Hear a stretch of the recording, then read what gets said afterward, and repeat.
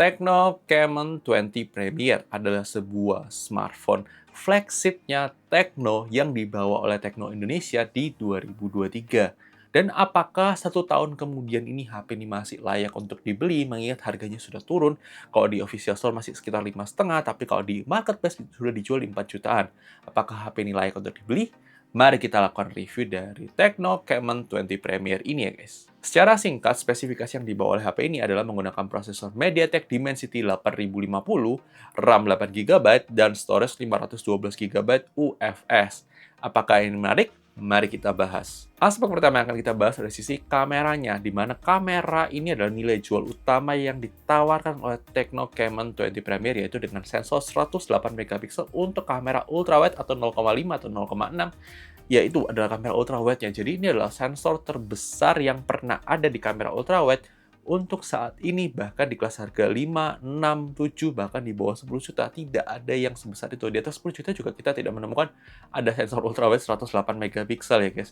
Dan ini suatu hal yang menarik banget ya, karena itu yang nilai jualnya. Tapi jujur ya, antara ekspektasi dan realita, menurut kita masih tidak sesuai ekspektasi kita. 108 megapiksel yang kita bayangkan tuh kualitasnya memang benar-benar bagus. Memang hasilnya sih bagus, tapi nggak se-wow yang dimarketingin itu, guys. Dan menurut kita ya masih lumayan standar lah untuk kelas harganya, bukan yang terbaik banget lah. Meskipun memang kita perlu apresiasi untuk ultrawide-nya memang jauh lebih besar sensornya dibandingkan kompetitornya. Tapi untuk kamera utama, kamera ultrawide, kamera depan, menurut kita nih memang masih perlu ada improvement secara software yang kita agak sayangkan juga.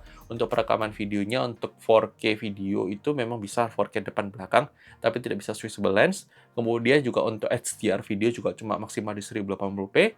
Dan untuk stabilisasi juga maksimal di 1080p. Agak disayangkan banget, harusnya bisa di-unlock sampai 4K dengan stabilisasi ya guys. Ya semoga Tecno ke depannya dengan Tecno Camon 30 Premier yang sudah launch ya di global, itu akan membawa fitur itu. Dan ya, untuk kualitasnya kalian bisa lihat juga setelah ini ya guys.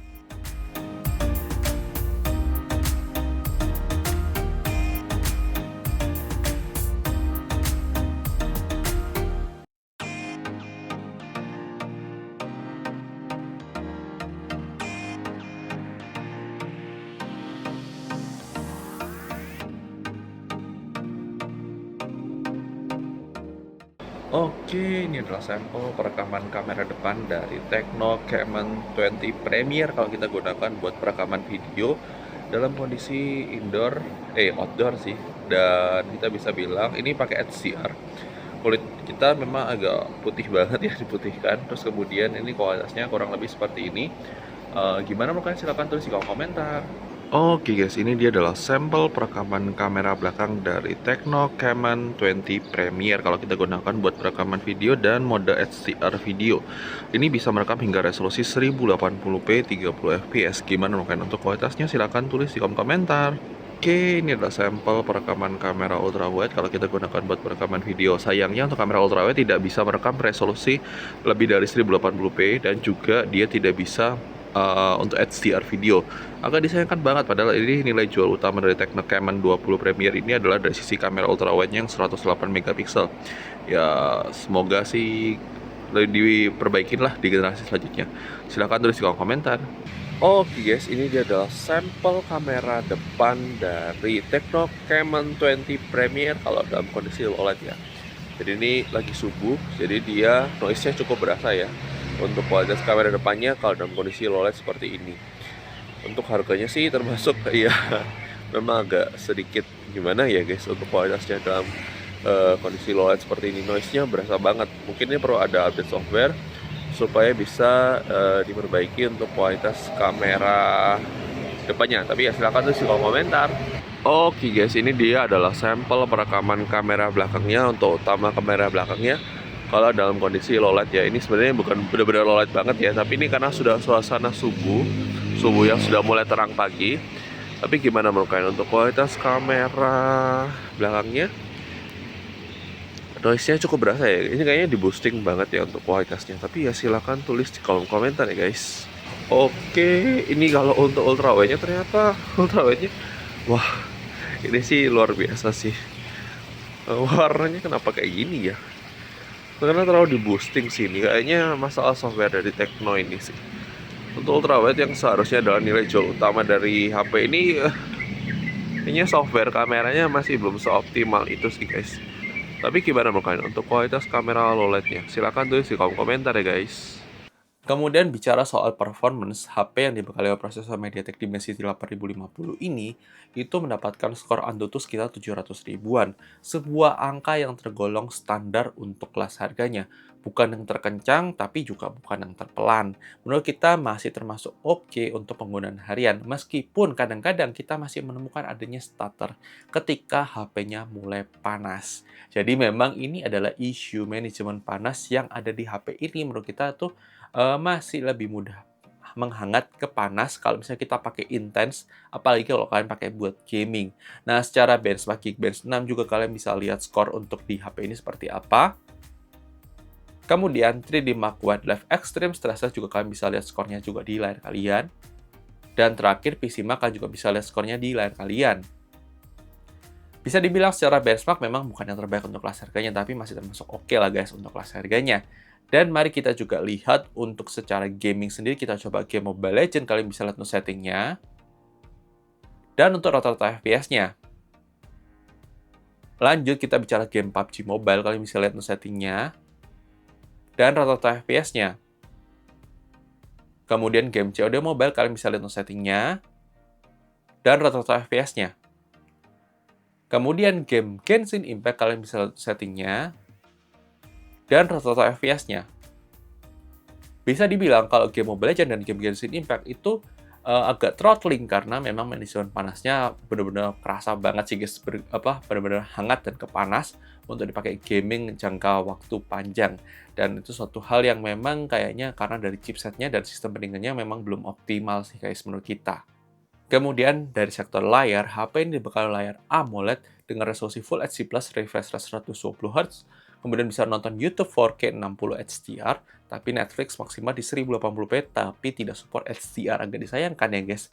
Dan menurut kita sih untuk layar sih aman-aman aja, dipakai di bawah matahari juga masih terlihat dengan baik dan terang, dan ya masih oke lah guys untuk kelas harganya. Kemudian dari sektor speaker, HP ini dibekali dual speaker yang menurut kita untuk kualitas speakernya memang ya bagus untuk kelas harganya. Bukan yang terbaik, tapi menurut kita masih termasuk bagus. Kalian bisa dengar kok sampel audio speakernya setelah ini ya guys.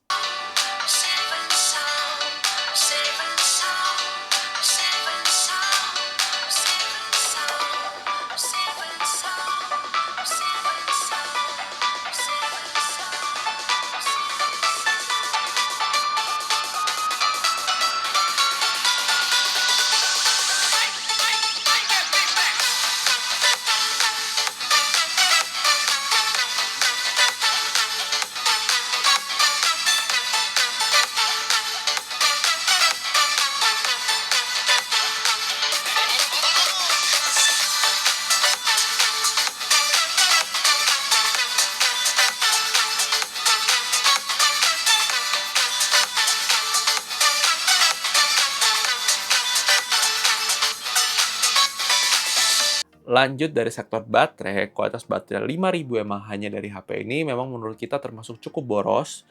Ya, menurut kita termasuk lumayan boros, mungkin karena memang prosesornya yang mudah menghangat itu jadi menekan untuk dari sisi konsumsi daya baterainya. Tapi menurut kita ya masih lumayan lah guys, ini paling bisa sehari 2 kali charge. Kalau misalnya kalian memang benar-benar pakai intens banget, tapi kalau kalian nggak terlalu intens, masih bisa 1 hari pemakaian 1 kali charge. Dan untuk chargingnya sendiri, HP ini dibekali oleh 45 watt fast charging yang memang bukan yang terkencang-kencang banget, tapi menurut kita masih termasuk oke, di mana butuh waktu 1 jam 15 menit untuk full charge ya guys. Kemudian dari sektor security sendiri sudah ada on-screen fingerprint scanner dan juga sudah ada face unlock yang standar untuk semua HP di kelas harga yang ada ya guys. Kemudian untuk desain menurut kita ini termasuk unik, termasuk punya desain yang unik daripada kompetitor-kompetitornya. Punya nilai jual yang menarik ya guys, bahannya juga leather seperti leather yang dimana itu menarik banget untuk digunakan sehari-hari kalau kalian tidak mau pakai case ya guys. Kemudian dari slot SIM card sendiri, HP ini dibekali oleh dual SIM card tanpa microSD slot, tanpa dukungan eSIM ya guys. Kemudian untuk aplikasi zoom sendiri sudah support virtual background zoom yang memang wajar karena prosesornya sudah mendukung ya guys. Kemudian untuk fitur NFC sudah tersedia, sudah support USB OTG, ada aplikasi FM radio tapi tidak ada jack 3,5 mm dan tidak ada informasi soal IP rating ya guys. Kemudian untuk navigasi Google Maps termasuk aman dan lancar, kita tidak menemukan adanya kendala selama penggunaan HP ini untuk bernavigasi.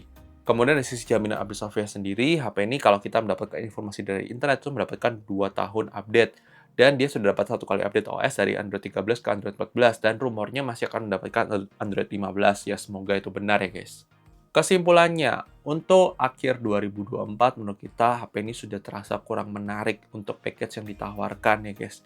Dan menurut kita lebih baik kita tunggu seri penerusnya yang harusnya akan masuk ke Indonesia nggak tahu kapan. Tapi karena global sudah launch, menurut kita lebih baik kalian tunggu yang seri penerusnya aja, Tecno Camon 30 Premier ya guys. Jadi ya semoga segera masuk ke Indonesia. Tapi kalau kita bilang untuk harga sekarang, meskipun di harga 4 jutaan, menurut kita masih kurang menarik ya guys. Masih banyak kompetitornya yang lebih menarik dibandingkan HP ini. Tapi sekali lagi, ini adalah pendapat dari Vicky Jet. Mungkin bisa berbeda dengan pendapat kalian. Tidak masalah, silahkan tulis pendapat kalian di komentar. Dan jangan lupa like video kalau nggak suka, dislike aja kalau nggak suka, dan sampai ketemu di video selanjutnya guys. Oke guys? Bye-bye!